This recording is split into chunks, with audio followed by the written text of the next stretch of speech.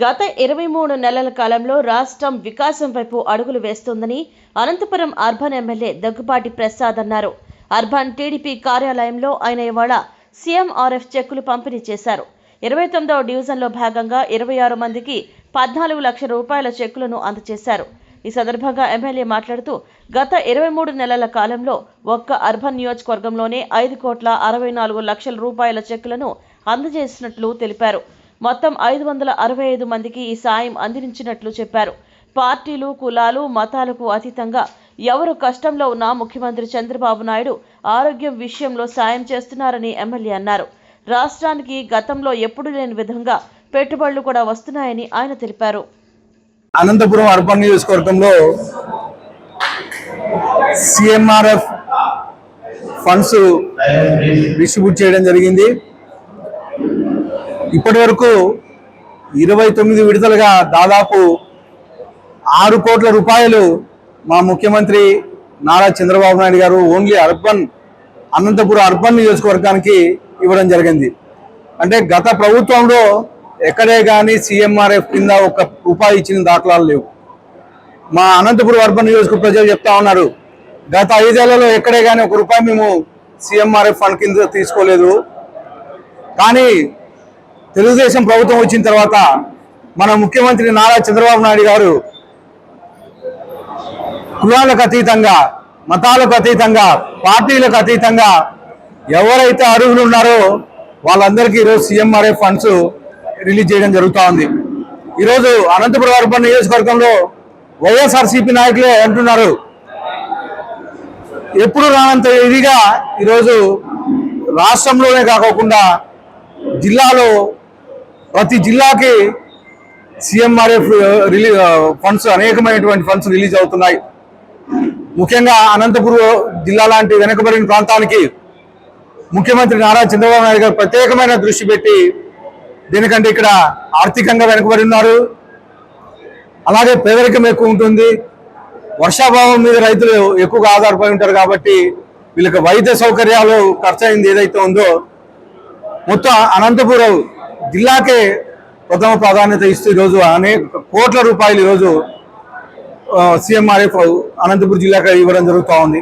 ముఖ్యంగా అనంతపురం అర్బన్ నియోజకవర్గం దాదాపు ఈ 22 నెలల కాలంలోనే దాదాపు 6 కోట్ల రూపాయలు ఒక అనంతపురం అర్బన్ నియోజకవర్గానికి ఇచ్చారంటే మా తెలుగుదేశం ప్రభుత్వం, మా ముఖ్యమంత్రి నారా చంద్రబాబు నాయుడు గారు కృషి అని చెప్పేసి తెలియజేస్తున్నాను.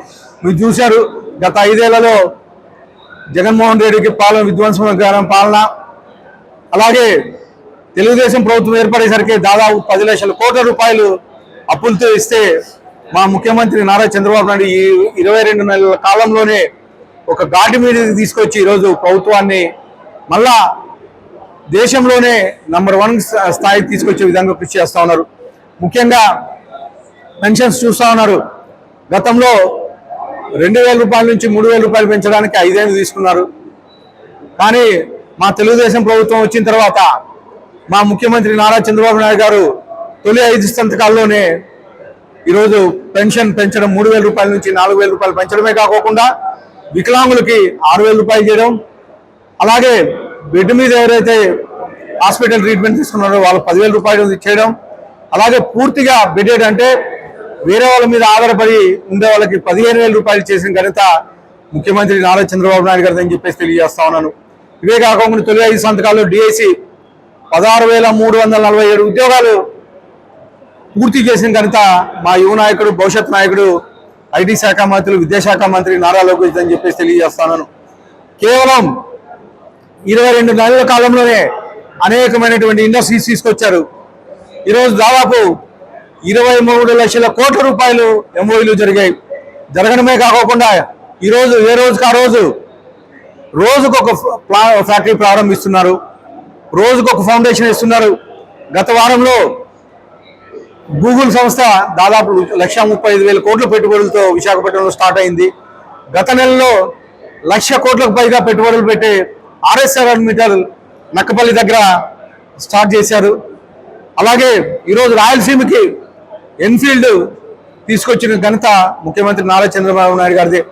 ఈ పెట్టుబడులే కాకుండా ఈరోజు 5 ఏళ్ల కాలంలో ఏవైతే 20 లక్షల ఉద్యోగాలు కమిట్మెంట్ ముఖ్యమంత్రి చంద్రబాబు నాయుడు గారు అయితే ఏమి, అలాగే ఎన్డీఏ కూటమి ప్రభుత్వం అయితే ఏమి, నారా లోకేష్ గారు అయితే ఏమి, ఏవైతే కమిట్మెంట్ ఇచ్చారో ఆ 20 లక్షల ఉద్యోగాలు ఆల్రెడీ పూర్తి చేసిన ఘనత, భర్తీ చేసిన ఘనత చంద్రబాబు నాయుడు గారిది.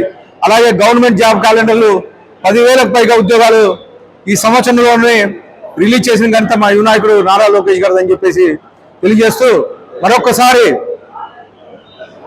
మా చంద్రబాబు నాయుడు గారికి, లోకేష్ గారికి, అలాగే ఉప ముఖ్యమంత్రి పవన్ కళ్యాణ్ గారికి మా అర్బన్ నియోజకవర్గం ప్రజల తరఫున ధన్యవాదాలు తెలుపుకుంటూ, మరొకసారి మా సోదరులందరి తరఫున ధన్యవాదాలు తెలుపుతా ఉన్నాం.